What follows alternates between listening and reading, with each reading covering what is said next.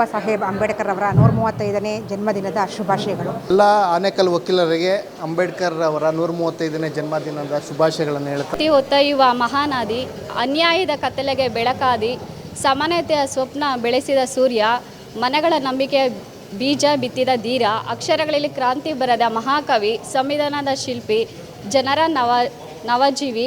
ಅಂಬೇಡ್ಕರ್ ಒಂದು ಹೆಸರಲ್ಲ, ಮಾನವತೆಗೆ ದಾರಿ ತೋರಿದ ಮಹತ್ವದ ಬೆಳಕು. ಆನೇಕಲ್ ಪಟ್ಟಣದ ನ್ಯಾಯಾಲಯದ ಆವರಣದಲ್ಲಿ ಆನೇಕಲ್ ತಾಲೂಕು ವಕೀಲರ ಸಂಘದ ವತಿಯಿಂದ ಹಮ್ಮಿಕೊಳ್ಳಲಾಗಿದ್ದ ಡಾಕ್ಟರ್ ಬಿಆರ್ ಅಂಬೇಡ್ಕರ್ ಅವರ ಜಯಂತಿ ಕಾರ್ಯಕ್ರಮವು ಸಂಭ್ರಮದಿಂದ ಜರುಗಿತು. ಕಾರ್ಯಕ್ರಮದಲ್ಲಿ ಅಂಬೇಡ್ಕರ್ ಹಾಗೂ ಬುದ್ಧರ ಪ್ರತಿಮೆಗೆ ಪುಷ್ಪ ನಮನ ಸಲ್ಲಿಸುವ ಮೂಲಕ ಚಾಲನೆ ನೀಡಲಾಯಿತು. ಕಾರ್ಯಕ್ರಮವನ್ನು ಉದ್ಘಾಟಿಸಿ ಮಾತನಾಡಿದ ನ್ಯಾಯಾಧೀಶರಾದ ಸೋಮಶೇಖರ್, ಈ ಭೂಮಿಯ ಮೇಲೆ ಯಾರೂ ಶಾಶ್ವತರಲ್ಲ, ಆದರೆ ಉತ್ತಮ ಸಾಧನೆ ಮಾಡಿದವರು ತಾವು ಮರಣ ಹೊಂದಿದ ಮೇಲೂ ಜನರ ಮನಸ್ಸಿನಲ್ಲಿ ಅಜರಾಮಜರಾಗಿರುತ್ತಾರೆ. ಅಂಬೇಡ್ಕರ್ ಅವರು ತಮ್ಮ ಅಪಾರ ಜ್ಞಾನ ಮತ್ತು ಸಮಾನತೆಯ ತತ್ವದ ಮೂಲಕ ಇಂದು ವಿಶ್ವವಿಖ್ಯಾತರಾಗಿದ್ದಾರೆ. ಜಾತಿ ಎಂಬ ಸಾಮಾಜಿಕ ಪಿಡುಗನ್ನ ತೊಡೆದು ಹಾಕಿ ಸಂವಿಧಾನದ ಅಡಿಯಲ್ಲಿ ಉತ್ತಮ ಜೀವನ ನಡೆಸುವ ಮೂಲಕ ಆರೋಗ್ಯವಂತ ಸಮಾಜ ನಿರ್ಮಾಣ ಮಾಡುವುದು ಪ್ರತಿಯೊಬ್ಬರ ಜವಾಬ್ದಾರಿ ಎಂದರು. ಮತ್ತೊಬ್ಬ ನ್ಯಾಯಾಧೀಶರಾದ ಕೃಷ್ಣರಾಜ್ ಕೆ ಮಾತನಾಡಿ, ಭಾರತೀಯರ ದಿವ್ಯ ಮನೋಧೈರ್ಯಕ್ಕೆ ಸಂವಿಧಾನವೇ ಅಡಿಪಾಯ. ಅಂಬೇಡ್ಕರ್ ಅವರ ಪ್ರತಿಮೆಯನ್ನ ಗೌರವಿಸುವಷ್ಟೇ ಭಕ್ತಿಯಿಂದ ಅವರ ವಿಚಾರಧಾರೆಗಳನ್ನು ಮತ್ತು ಪ್ರತಿಭೆಯನ್ನ ನಮ್ಮ ಜೀವನದಲ್ಲಿ ಅಳವಡಿಸಿಕೊಳ್ಳಬೇಕು. ಅವರ ಆಶಯಗಳನ್ನು ವೃತ್ತಿ ಮತ್ತು ವೈಯಕ್ತಿಕ ಜೀವನದಲ್ಲಿ ಪಾಲಿಸುವ ಮೂಲಕ ನವ ಭಾರತದ ನಿರ್ಮಾಣಕ್ಕೆ ಪ್ರತಿಯೊಬ್ಬರೂ ಕೊಡುಗೆ ನೀಡಬೇಕೆಂದು ತಿಳಿಸಿದರು. ನ್ಯಾಯಾಧೀಶರಾದ ಶಂಕರ್ ರೆಡ್ಡಿ ಮಾತನಾಡಿ, ಬಾಬಾ ಸಾಹೇಬ್ ಅಂಬೇಡ್ಕರ್ ಅವರು ಒಂದು ನಿರ್ದಿಷ್ಟ ವರ್ಗಕ್ಕೆ ಸೀಮಿತಗೊಳಿಸುವುದು ತಪ್ಪು. ಅವರು ಸಮಾಜದ ಪ್ರತಿಯೊಬ್ಬರಿಗೂ ಸಮಾನ ಅವಕಾಶಗಳನ್ನು ಕಲ್ಪಿಸಿದ್ದಾರೆ. ಅಂಬೇಡ್ಕರ್ ಅವರು ಕೇವಲ ಒಬ್ಬ ವ್ಯಕ್ತಿಯಲ್ಲ, ಅವರು ಈ ದೇಶದ ಶಕ್ತಿ. ಅವರು ರಚಿಸಿದ ಸಂವಿಧಾನದ ಬಲದಿಂದಾಗಿಯೇ ಇಂದು ಟೀ ಮಾರುವವರು ದೇಶದ ಪ್ರಧಾನಿಯಾಗಲು ಮತ್ತು ಸಾಮಾನ್ಯ ಕುಟುಂಬದವರು ರಾಷ್ಟ್ರಪತಿಯಾಗಲು ಸಾಧ್ಯವಾಗಿದೆ ಎಂದು ಅಭಿಪ್ರಾಯಪಟ್ಟರು. ಕಾರ್ಯಕ್ರಮದಲ್ಲಿ ಹೈಕೋರ್ಟ್ ಹಿರಿಯ ವಕೀಲ ಮೋಹನ್ ಕುಮಾರ್ ಅವರು ವಿಶೇಷ ಉಪನ್ಯಾಸ ನೀಡಿದರು.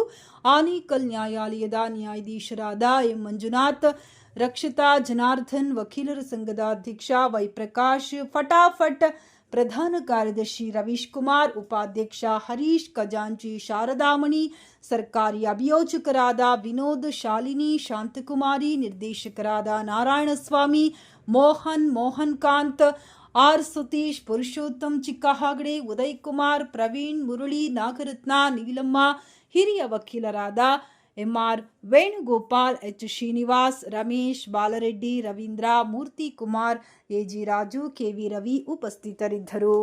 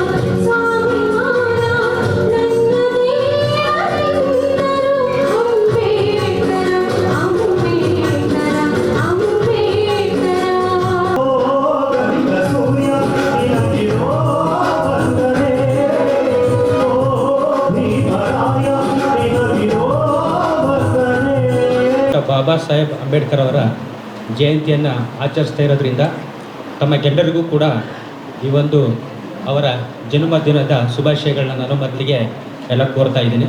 ಪ್ರತಿಯೊಬ್ಬರಿಗೂ ಕೂಡ ಡಾಕ್ಟರ್ ಬಾಬಾ ಸಾಹೇಬ್ ಅಂಬೇಡ್ಕರ್ ಯಾರು ಅಂತ ಎಲ್ಲರಿಗೂ ಗೊತ್ತು. ಅವ್ರ ಬಗ್ಗೆ ನಾವು ಕೂಡ ಹೆಚ್ಚಿನದಾಗಿ ಹೇಳುವ ಅವಶ್ಯಕತೆ ಇಲ್ಲ. ಯಾಕಂದರೆ ಅವ್ರ ಬಗ್ಗೆ ಹೇಳಬೇಕು ಅಂತಂತಂದರೆ ಒಂದು ದಿನವೂ ಸಾಲಲ್ಲ, ವಾರನೂ ಸಾಲಲ್ಲ, ವರ್ಷಾನುಗಟ್ಟಲೆ ಮಾತಾಡ್ತಾನೆ ಇರಬೇಕಾಗುತ್ತೆ. ಅಷ್ಟೊಂದು ಒಂದು ಹೆಚ್ಚಿನ ಒಂದು ಕೆಲಸವನ್ನು ಮಾಡಿರತಕ್ಕಂತಹ ಒಬ್ಬ ಮಹಾನ್ ವ್ಯಕ್ತಿ. ಏನು ತಮ್ಮ ಕುಲಕಸುಬುಗಳನ್ನು ಮಾಡ್ಕೊಂಡು ಬರ್ತಾಯಿದ್ರು, ಅದರ ಆಧಾರದ ಮೇಲೇ ಈ ಒಂದು ಸಮಾಜದಲ್ಲಿ ಒಂದು ಜಾತಿ ವ್ಯವಸ್ಥೆ ಅನ್ನೋದು ನಿರ್ಮಾಣ ಆಯಿತು. ಈ ಒಂದು ಸಮಾಜದಲ್ಲಿ ಯಾರು ಕೂಡ ದೊಡ್ಡವರು ಅಲ್ಲ, ಯಾರು ಕೂಡ ಚಿಕ್ಕವರು ಅಲ್ಲ, ಎಲ್ಲರೂ ಮಾನವರೇ. ತಾವು ತಮ್ಮ ಹೊಟ್ಟೆಪಾಡಿಗೋಸ್ಕರ, ತಮ್ಮ ಜೀವನವನ್ನು ಸಾಗಿಸೋಕ್ಕೋಸ್ಕರವಾಗಿ ಒಂದೊಂದು ರೀತಿಯ ಜೀವನಗಳನ್ನು ಎಲ್ಲ ಪ್ರತಿಯೊಂದು ಮಾಡ್ಕೊ ಬರ್ತಾ ಇದ್ದೀವಿ. ಅದೇ ರೀತಿ ಈ ವ್ಯವಸ್ಥೆಯಲ್ಲಿ ಪ್ರತಿಯೊಬ್ಬರಿಗೂ ಕೂಡ ಈ ಒಂದು ದೇವರು ಅಂತ ಏನು ಅಂದ್ಕೊಂಡಿರ್ತೀವಿ, ಆ ದೇವರು ನಮಗೆ ಪ್ರತಿಯೊಂದು ಒಂದೊಂದು ಪಾತ್ರಗಳನ್ನ ಕೊಟ್ಟಿದೆ. ಅದರ ಪ್ರಕಾರವಾಗಿ ನಾವು ಕಾರ್ಯನಿರ್ವಹಿಸ್ತಾ ಬರ್ತಾ ಇದ್ದೀವಿ. ನಮ್ಮ ಸಂವಿಧಾನದಲ್ಲಿ ಡಾಕ್ಟರ್ ಬಿ ಆರ್ ಅಂಬೇಡ್ಕರ್ ಅವರ ಮುಖ್ಯವಾದ ತತ್ವ ಏನಂದರೆ ನಾವೆಲ್ಲರೂ ಸಮಾನರು, ನಾವೆಲ್ಲರೂ ಒಂದೇ ತಾಯಿಯ ಮಕ್ಕಳು. ಈ ಒಂದು ಮಾತು ನಮ್ಮ ರೋಮಾಂಚನಗೊಳಿಸ್ತದೆ. ನಮಗೆ ಆ ಜನಗಣಮನ ಒಂದೇ ಮಾತರಂ ಆ ಹಾಡು ಕೇಳಿದಾಗ ನಮ್ಮ ಮೈ ಜುಮ್ ಅನ್ನುತ್ತೆ, ರಕ್ತ ಕುದಿಯುತ್ತೆ. ಸೊ ಇದು ನಮ್ಮ ಭಾರತ ದೇಶದ ಸೆಂಟಿಮೆಂಟ್. ನಮ್ಮ ಶಕ್ತಿ, ಆ ಶಕ್ತಿಯನ್ನು ನಾವು ನಮ್ಮ ಸಂವಿಧಾನದಲ್ಲಿ ಎಲ್ಲರೂ ಸಮಾನರು, ಆಲ್ ಆರ್ ಈಕ್ವಲ್ ಎನ್ನುವ ಒಂದೇ ಒಂದು ಪದಗಳಲ್ಲಿ ನಮ್ಮ ಸಂವಿಧಾನ ಪಿತಾಮಹರು ನಮಗೆ ಅದನ್ನು ಕೊಟ್ಟಿದ್ದಾರೆ. ಬಾಬಾ ಸಾಹೇಬ್ ಅಂಬೇಡ್ಕರ್ ಅವ್ರ ಬಗ್ಗೆ ಮಾತಾಡೋಕ್ಕೆ ತುಂಬ ಸಣ್ಣವ್ರು. ನಾವು ಒಬ್ಬ ವ್ಯಕ್ತಿ ಅಂತ ಕರೆದ್ರೆ ತಪ್ಪಾಗತ್ತೆ. ನಾವು ಒಬ್ಬ ಮಹಾನ್ ನಾಯಕ, ಮಹಾ ಅಗ್ರಗಣ್ಯ ವ್ಯಕ್ತಿ ಅಂತ ಕರಿಬೇಕು ಅಂತ ನಾನು ಹೇಳ್ತೀನಿ. ಯಾಕಂದರೆ ಈ ಮಾತು ಯಾಕೆ ಹೇಳಿದೆ ಅಂದರೆ, ನಾನು ಐ ಥಿಂಕ್ 2012 ಒಂದು IBN ಮತ್ತು ಹಿಸ್ಟ್ರಿ TV 18 ಅಂತ ಒಂದು ಸರ್ವೆ ಮಾಡ್ತಾರೆ. ಗ್ರೇಟ್ ಇಂಡಿಯನ್ ಯಾರು ಅಂತೇಳಿ 2 crores ಅದರಲ್ಲಿ ಪಾರ್ಟಿಸಿಪೇಟ್ ಮಾಡಿರ್ತಾರೆ. ಎಲ್ಲ ವರ್ಗದ ಸಮುದಾಯ ಜನರನ್ನು ಪಾರ್ಟಿಸಿಪೇಟ್ ಮಾಡ್ತಾರೆ. ಅಲ್ಲಿ ಯಾರು ಅಂತ ಅಲ್ಟಿಮೇಟಾಗಿ ಆಗಿದ್ದು ಅಂದರೆ ಡಾಕ್ಟರ್ ಬಾಬಾ ಸಾಹೇಬ್ ಅಂಬೇಡ್ಕರ್ ಅವರು ಗ್ರೇಟ್ ಇಂಡಿಯನ್ ಅಂತೇಳಿ ಅವ್ರಿಗೆ ಕೊಟ್ಟಿದ್ದು. ಬಡವರು, ಮಧ್ಯಮ ವರ್ಗದವರು ಶ್ರೇಷ್ಠವಾಗಿ ಬದುಕ್ತಾ ಇದ್ದಾರೆ ಇವತ್ತಿಗೂ 90%. ಯಾರು ತುಂಬ ಮೇಲೆ ಬರ್ತಾರೆ ನೋಡಿ, ತುಂಬ ಮೇಲೆ ಬರ್ತಾರೆ, ತುಂಬ ದೊಡ್ಡ ದೊಡ್ಡ ಹುದ್ದೆ ತೆಗೆದುಕೊತಾರೆ, ಅಂಥವರು ಈ ಶ್ರೇಷ್ಠ ಜೀವನದ ಬಗ್ಗೆ ಮರೆತುಬಿಟ್ಟಿದ್ದಾರೆ. ಯಾಕೆ ಹೇಳ್ತೀನಿ ಅಂದರೆ, ನಿಮಗೆ ಎಲ್ಲರೂ ನೋಡ್ಕೊಂಡಿರ್ಬೋದು, ಒಂದು I think 1 or 2 months ago ಒಂದು ನ್ಯೂಸ್ ಬಂತು ನಮ್ಮ ಬೆಂಗಳೂರಲ್ಲಿ. ಒಬ್ಬ ಸರ್ಕಾರಿ ಪೊಲೀಸ್ ಅಧಿಕಾರಿ ಡೈರೆಕ್ಟಾಗಿ ಹಿಡ್ಕೊಂಡ್ಬಿಟ್ಟಿದ್ರು ಲೋಕಾಯುಕ್ತವರು.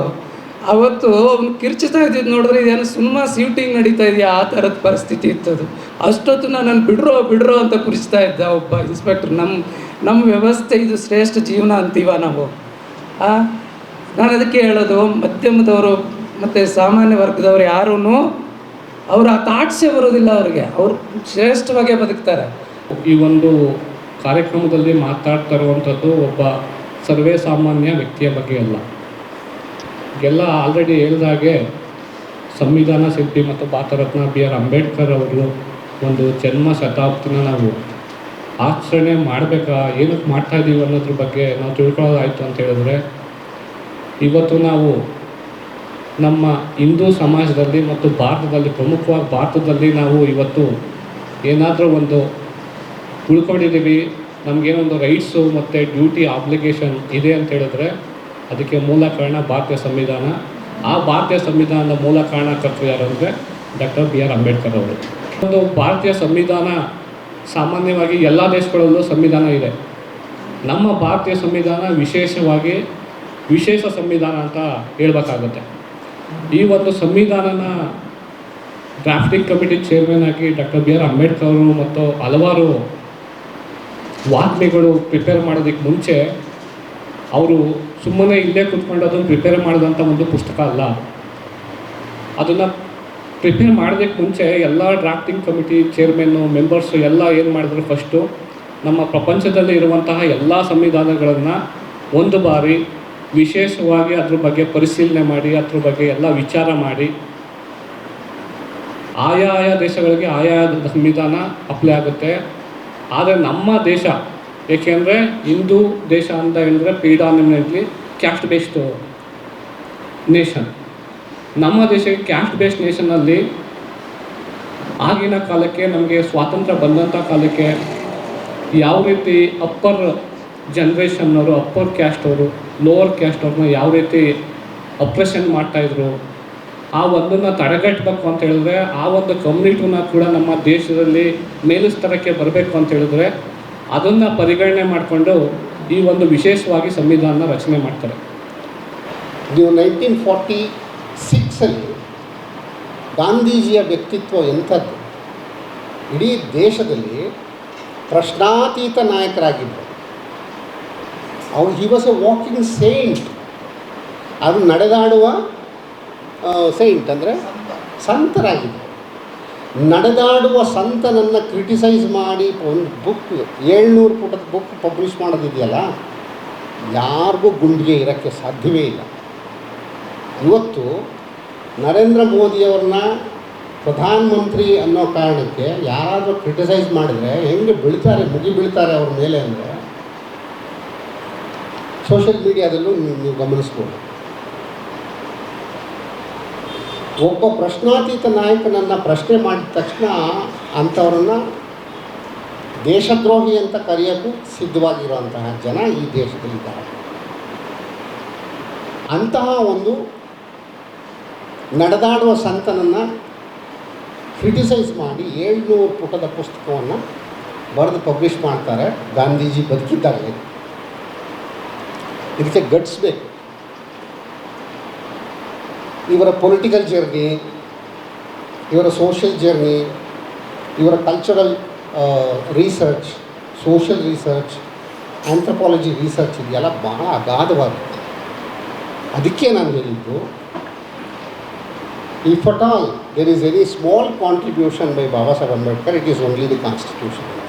ಆನೇಕಲ್ ವಕೀಲರ ಸಂಘದಲ್ಲಿ ಡಾಕ್ಟರ್ ಬಾಬಾ ಸಾಹೇಬ್ ಅಂಬೇಡ್ಕರ್ ಅವರ 136ನೇ ಜನ್ಮದಿನಾಚರಣೆಯನ್ನು ಆಚರಣೆ ಮಾಡಿದ್ದೀವಿ. ಈ ಆಚರಣೆಯ ಸಂದರ್ಭದಲ್ಲಿ ಗೌರವಾನ್ವಿತ ಆನೇಕಲ್ನ ಎಲ್ಲ ನ್ಯಾಯಾಧೀಶರುಗಳು ಸಭೆಯನ್ನು ಕುರಿತು ಮಾತಾಡಿದ್ದಾರೆ. ವಿಶೇಷವಾಗಿ ಹೈಕೋರ್ಟ್ನ ವಕೀಲರಾದಂಥ ಮೋಹನ್ ಕುಮಾರ್ ಅವರು ಪಾರ್ಟಿಷನ್ ಆಫ್ ಇಂಡಿಯಾ ಮತ್ತು ಸಂವಿಧಾನದ ವಿಶೇಷತೆಯನ್ನು ಇವತ್ತು ಹೇಳಿದ್ದಾರೆ. ಅದರ ಜೊತೆಯಲ್ಲೇ ಇಲ್ಲಿ ಭಾಗವಹಿಸಿರ್ತಕ್ಕಂಥ ಎಲ್ಲ ಆನೇಕಲ್ ತಾಲೂಕಿನ ಎಲ್ಲ ವಕೀಲರು ಇವತ್ತು ವಿಜೃಂಭಣೆಯಿಂದ ಹಬ್ಬದ ರೀತಿಯಲ್ಲಿ ಇವತ್ತು ಈ ಕಾರ್ಯಕ್ರಮದಲ್ಲಿ ಭಾಗವಹಿಸಿ ಯಶಸ್ವಿಗೊಳಿಸಿದ್ದಾರೆ. ಅವರಿಗೆಲ್ಲರಿಗೂ ಕೂಡ ಆನೇಕಲ್ ವಕೀಲರ ಸಂಘದ ವತಿಯಿಂದ ತುಂಬು ಹೃದಯದ ಅಭಿನಂದನೆಗಳನ್ನು ಸಲ್ಲಿಸ್ತಾನೆ. ಮೊದಲಿಗೆ ಬಾಬಾ ಸಾಹೇಬ್ ಅಂಬೇಡ್ಕರ್ ಅವರ 135ನೇ ಜನ್ಮದಿನದ ಶುಭಾಶಯಗಳು. ಈ ದಿನ ನಮ್ಮ ನ್ಯಾಯಾಲಯದಲ್ಲಿ ಬಾಬಾ ಸಾಹೇಬ್ ಅಂಬೇಡ್ಕರ್ ಅವರ ಜನ್ಮದಿನವನ್ನು ಹಮ್ಮಿಕೊಂಡಿದ್ದು ಅತ್ಯಂತ ವಿಜೃಂಭಣೆಯಿಂದ ಆಚರಿಸಲಾಗಿದೆ. ಇದಕ್ಕೆ ನಮ್ಮ ನ್ಯಾಯಾಲಯದ ಸಿಬ್ಬಂದಿ ವರ್ಗದವರು ಮತ್ತು ಪೊಲೀಸ್ ಇಲಾಖೆಯವರು ಮತ್ತು ಹಿರಿಯ ಕಿರಿಯ ಮಹಿಳಾ ಎಲ್ಲ ವಕೀಲರುಗಳು ಹಾಗೂ ಜಡ್ಜಸ್ ಕೂಡ ಬಂದಿದ್ದರು. ಇದಕ್ಕೆ ನಮ್ಮ ತುಂಬ ಯಶಸ್ವಿಯಾಗಿ ಕಾರ್ಯಕ್ರಮ ಮೂಡಿಬಂದಿದೆ ಅಂತ ಹೇಳೋಕ್ಕೆ ಹೆಮ್ಮೆ ಪಡ್ತೀನಿ. ಯಾಕೆಂದರೆ ಈಗ ಆಲ್ರೆಡಿ ಈಗ ಒಂದು 4-5 ವರ್ಷಗಳ ಹಿಂದೆ ನಾವು ಈ ಕಾರ್ಯಕ್ರಮನ ಕಮೆನ್ಸ್ ಮಾಡಿದಾಗ ಒಂದು ಚಿಕ್ಕ ಹಂತದಿಂದ ತೊಗೊಂಬಂದ್ವಿ. ಈ ದಿನ ಅದು ಎಷ್ಟು ವಿಜೃಂಭಣೆಯಿಂದ ಆಚರಿಸ್ತಾ ಇದ್ದೀವಿ ಅಂತ ಹೇಳಿದ್ರೆ, ಎಲ್ಲರೂ ಬೇರೆ ಬಾರ್ ಅಸೋಸಿಯೇಷನ್ ಅವರೆಲ್ಲರೂ ನಾವು ಯಾವುದಾದ್ರೂ ನೋಡಿದ್ರೆ ಇಷ್ಟು ಚೆನ್ನಾಗಿ ಸೆಲೆಬ್ರೇಷನ್ ಮಾಡ್ತೀರಾ ಅಂತೇಳಿ ಪ್ರೌಡ್ ಫೀಲ್ ಮಾಡ್ತಾರೆ. ಅದು ಆ ಹೆಮ್ಮೆ ನಮಗಿದೆ ಅಂತ ಹೇಳೋಕ್ಕೆ ಇಷ್ಟಪಡ್ತೀನಿ. ಡಾಕ್ಟರ್ BR ಅಂಬೇಡ್ಕರ್ ಸಾಹೇಬರ 135ನೇ ಜನ್ಮ ದಿನೋತ್ಸವವನ್ನು ತುಂಬ ಅದ್ಧೂರಿಯಾಗಿ ಈ ದಿನ ನಾವೆಲ್ಲ ಯಾವುದೇ ಜಾತಿ ಭೇದ ಭಾವ ಇದು ಎಲ್ಲ ಮರೆತು ನಾವು ಒಟ್ಟಾಗಿ ಎಲ್ಲನೂ ಮಾಡ್ತಾಯಿದ್ದೀವಿ. ಅವರು ನೀಡಿದಂತಹ ತತ್ವಗಳು, ನಮ್ಮ ಭಾರತ ಸಂವಿಧಾನ ಏನು ನೀಡಿದರೆ ತತ್ವಗಳನ್ನು ಅಚ್ಚು ತಪ್ಪದೆ ನಮ್ಮ ಭಾರತೀಯ ಎಲ್ಲ ಜನರು ಪಾಲಿಸ್ತಾ ಇದ್ದೀವಿ. ಈ ಒಂದು ಸಂವಿಧಾನವು ಇಡೀ ಪ್ರಪಂಚದಲ್ಲೇ ಅತ್ಯುನ್ನತವಾದಂಥ ಒಂದು ಸಂವಿಧಾನ. ಈ ನಮ್ಮ ಎಲ್ಲ ವಕೀಲರು ಸಹಕಾರದಿಂದ ಈ ದಿನ ಏನು ಈ ಬಾಬಾ ಸಾಹೇಬ್ ಅಂಬೇಡ್ಕರ್ ಅವರ ಈ ಪುತ್ಥಳಿಯನ್ನು ಅನಾವರಣ ಮಾಡಿ, ಅದೇ ರೀತಿ ಅವರ ಫೋಟೋವನ್ನು ಇಲ್ಲಿ ಮಾನ್ಯ ನ್ಯಾಯಾಲಯದಲ್ಲಿ ಅವ್ರನ್ನ ಇಟ್ಟು ಗೌರವದಿಂದ ನಮನವನ್ನು ಇದನ್ನು ಎಲ್ಲರೂ ವಕೀಲರು ಗೌರವ ಸೂಚಕವಾಗಿ ನಮನವನ್ನು ಸಲ್ಲಿಸ್ತಾ ಇದ್ದೀವಿ. ಬಾಬಾ ಸಾಹೇಬ್ ಅಂಬೇಡ್ಕರ್ ಜಯಂತಿಯ ಎಲ್ಲ ವಕೀಲರಿಗೂ ಮತ್ತು ಸಾರ್ವಜನಿಕರಿಗೂ ಶುಭಾಶಯಗಳನ್ನು ಕೋರ್ತಾ ಇದ್ದೀನಿ. ಆನೇಕಲ್ ನ್ಯಾಯಾಲಯದ ಆವರಣದಲ್ಲಿ ನಮ್ಮ ಆನೇಕಲ್ ವಕೀಲರ ಸಂಘದಿಂದ ಬಾಬಾ ಸಾಹೇಬ್ ಅಂಬೇಡ್ಕರ್ ಅವರ 135ನೇ ಜಯಂತ್ಯೋತ್ಸವವನ್ನು ಅದ್ಧೂರಿಯಾಗಿ ಹಮ್ಮಿಕೊಳ್ಳಲಾಗಿದೆ. ಆ ಒಂದು ವಿಚಾರವಾಗಿ ಮೊದಲಿಗೆ ಎಲ್ಲರಿಗೂ ಶುಭಾಶಯಗಳನ್ನು ಸಲ್ಲಿಸುತ್ತಿದ್ದೇನೆ. ನಮ್ಮ ಆನೇಕಲ್ ತಾಲೂಕಿನ ನ್ಯಾಯಾಲಯದಲ್ಲಿ ಆಚರಣೆ ಮಾಡ್ತಾ ಇದ್ದೀವಿ. ಎಲ್ಲ ವಕೀಲರ ಮಿತ್ರರು ಸೇರಿ ಒಂದು ಏನು ಜನ್ಮದಿನಾಚರಣೆ ಆಚರಣೆ ಮಾಡ್ತಾ ಇದ್ದಾರೆ. ಎಲ್ರಿಗೂ ಆ ಅಂಬೇಡ್ಕರ್ ಸಾಹೇಬರು ಏನು ಸಂವಿಧಾನ ಕೊಟ್ಟಿದ್ದಾರೆ ಆ ಆಶಯದಲ್ಲಿ ಇವತ್ತಿನ ದಿನ ನಾವೆಲ್ಲರೂ ಕೂಡ ಏನು ಸಂವಿಧಾನ ಅಡಿಯಲ್ಲಿ ನಾವು ಇವತ್ತು ನ್ಯಾಯವಾದಿಗಳಾಗಿ ಕೆಲಸ ಮಾಡ್ತಾಯಿದ್ದೀವಿ. ಅವರ ಆಶಯಗಳನ್ನು ಮಾರ್ಗ ಹಾಕಿಕೊಟ್ಟ ದಾರಿಯಲ್ಲಿ ನಾವೆಲ್ಲರೂ ನಡೀತಾ ಇದ್ದೀವಿ. ಮುಂದೆ ಕೂಡ ಅವರ ಆಶಯಗಳನ್ನು ಹಾಕಿಕೊಟ್ಟಂಥ ದಾರಿಯನ್ನು ನಾವು ನಡೆಯುತ್ತಾ ಅವರ ಆಶಯಗಳನ್ನು ಯಾವತ್ತೂ ಕೂಡ ಎತ್ತಿ ಹಿಡಿತೇವೆ ಅಂತ ಈ ಮೂಲಕ ನಾನು ಪ್ರತಿಜ್ಞೆ ಮಾಡ್ತಾಯಿದ್ದೇನೆ. ಇವತ್ತು ನಮ್ಮ ಆನೇಕಲ್ ಕೋರ್ಟ್ನಲ್ಲಿ ವಿಜೃಂಭಣೆಯಾಗಿ ಅಂಬೇಡ್ಕರ್ ಅವರ 135ನೇ ಜನ್ಮದಿನಾಚರಣೆ ಆಚರಿಸ್ತಾ ಇದ್ದೀವಿ. ಅವರ ಆದರ್ಶಗಳನ್ನ, ಸಿದ್ಧಾಂತಗಳನ್ನ ಈಗ ಬಂದಿರುವಂಥ ಯುವ ವಕೀಲರು, ಎಲ್ಲ ವಕೀಲರು ಪಾಲನೆ ಮಾಡಿಕೊಂಡು ಅವರ ಹೆಸರಿಗೆ ತಕ್ಕಂತೆ ತಮ್ಮ ವೃತ್ತಿಯನ್ನು ಆರಂಭಿಸ್ಬೇಕಂತ ಹೇಳ್ತಾ ಈ ದಿನದ ಶುಭಾಶಯಗಳನ್ನು ಎಲ್ಲರಿಗೂ ಕೋರ್ತಾ ನಾನು ಮಾತು ಮುಗಿಸ್ತಾ ಇದ್ದೀನಿ. ನಮ್ಮ ವಕೀಲರ ಸಂಘ ಆನೇಕಲ್ನಲ್ಲಿ ಡಾಕ್ಟರ್ BR ಅಂಬೇಡ್ಕರ್ ಅವರ 135ನೇ ಜನ್ಮದಿನೋತ್ಸವವನ್ನು ಆಚರಣೆ ಮಾಡ್ತಾಯಿದ್ದೀವಿ. ತುಂಬ ಅದ್ಧೂರಿಯಾಗಿ ಆಚರಣೆ ಮಾಡ್ತಾಯಿದ್ದೀವಿ.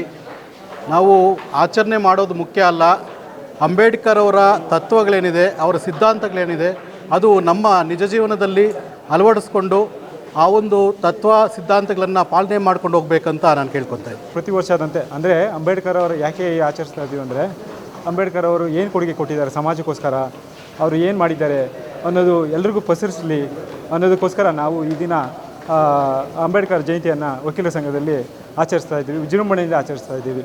ಎಲ್ರಿಗೂ ಜೈ. ಅಂಬೇಡ್ಕರ್ ಸಂವಿಧಾನವನ್ನು ಕೊಡುಗೆ ಕೊಟ್ಟಿರೋದ್ರಲ್ಲಿ ಸೆಕ್ಷನ್ 14 ಏನು ಹೇಳುತ್ತೆ ಅಂದರೆ ಎಲ್ರಿಗೂ ಸಮಾನತೆಯನ್ನು ಹೇಳುತ್ತೆ.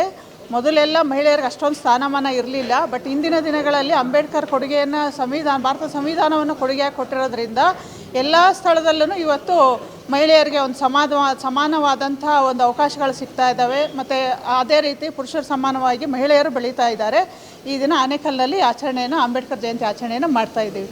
ಮಹಿಳೆಯರಿಗೆ ಅಂತ ಹೇಳೋಕ್ಕಿಂತ ಎಲ್ರಿಗೂ ಸಮಾನತೆಯಾಗಿ ರಾಜಕೀಯವಾಗಿ, ಶೈಕ್ಷಣಿಕವಾಗಿ, ಧಾರ್ಮಿಕವಾಗಿ ಎಲ್ಲ ವೃತ್ತಿ ರಂಗಕ್ಷೇತ್ರದಲ್ಲೂ ಸಹ ಮಹಿಳೆಯರು ಮುಂದೆ ಬರೋದಕ್ಕೆ ನಮ್ಮ ಬಾಬಾ ಸಾಹೇಬ್ ಅಂಬೇಡ್ಕರ್ ಸಹ ತುಂಬ ಹೆಚ್ಚಿನ ಪ್ರೋತ್ಸಾಹ ಕೊಟ್ಟಿರೋಕ್ಕೆ ನಾವು ನಿಂತ್ಕೊಂಡು ಮಾತಾಡೋಷ್ಟು ಧೈರ್ಯ ಸಹ ಆಗಿದೆ. ಸೊ ಎಲ್ರಿಗೂ ಒಳ್ಳೆಯದು. ಭಾರತ ರತ್ನ ಸಂವಿಧಾನ ಶಿಲ್ಪಿ ಡಾಕ್ಟರ್ BR ಅಂಬೇಡ್ಕರ್ ಅವರ 135ನೇ ಜನ್ಮದಿನಾಚರಣೆಯ ಪ್ರಯುಕ್ತವಾಗಿ ಆನೇಕಲ್ ಅಸೋಸಿಯೇಷನ್ನಲ್ಲಿ ಬಹಳ ವಿಜೃಂಭಣೆಯಿಂದ ಆಚರಣೆ ಮಾಡಿದ್ದೀವಿ. ಇದಕ್ಕೆ ಸಹಕರಿಸಿದಂಥ ಎಲ್ಲರಿಗೂ ಅಭಿನಂದನೆಗಳನ್ನು ಸಲ್ಲಿಸ್ತೀನಿ. ಧನ್ಯವಾದಗಳು. ನಾವು ಅಂಬೇಡ್ಕರ್ ಎಷ್ಟು ಸಾಧನೆ ಮಾಡಿದ್ದಾರೆ ಅಂತಂದರೆ ಅವರು ಒಂದು ಮಾತು ಹೇಳಿದ್ದಾರೆ. ಏನಂತಂದರೆ, ಒಂದು ದೇವಸ್ಥಾನದಲ್ಲಿ ಹೆಂಗೆ ಒಬ್ಬರು ದೇವಸ್ಥಾನದಲ್ಲಿ ಕೂತ್ಕೊಂಡು ದೇವರಿಗೆ ಹೆಂಗೆ ಭಕ್ತಿಯಿಂದ ಕೈ ಮುಗಿತಾರೋ ಅದೇ ರೀತಿ ಏನಾದರೂ ನೀವು ಪುಸ್ತಕಕ್ಕೆ ಮಹತ್ವ ಕೊಟ್ಟರೆ, ಪುಸ್ತಕನ ನೀವು ಓದಿದ್ರೆ ನೀವು ಒಂದಿನ ಮೇಲೆ ಬಂದು ಸಾಧನೆ ಮಾಡ್ತೀರಾ ಅಂದ್ಬಿಟ್ಟು ಡಾಕ್ಟರ್ BR ಅಂಬೇಡ್ಕರ್ ಹೇಳಿದಂಥ ಮಾತುಗಳು. ಇದು ಸತ್ಯವೂ ಕೂಡ. ನಾವು ಎಷ್ಟು ದೇವಸ್ಥಾನ ಕೈ ಮುಗಿತೀವೋ ಅಷ್ಟೇ ನಾವು ಪುಸ್ತಕವನ್ನು ಓದಿ, ಪುಸ್ತಕವನ್ನು ತಿಳ್ಕೊಂಡ್ರೆ, ಜ್ಞಾನವನ್ನು ಸಂಪಾದಿಸಿದರೆ ಅದನ್ನು ನಾವು ಇವತ್ತು ಅಂಬೇಡ್ಕರ್ ಏನು ಸಾಧನೆ ಮಾಡಿದ ಅವ್ರದ್ದು ಸಾಧನೆ ಅಂತ ಒಂದು ಮೆಟ್ಲಾದರೂ ನಾವು ಏರಿ ಒಂದು ಸಾಧನೆಯನ್ನು ಮಾಡಬಹುದು. ಅವರು ಹೇಳಿದಂಥ ಮಾತುಗಳು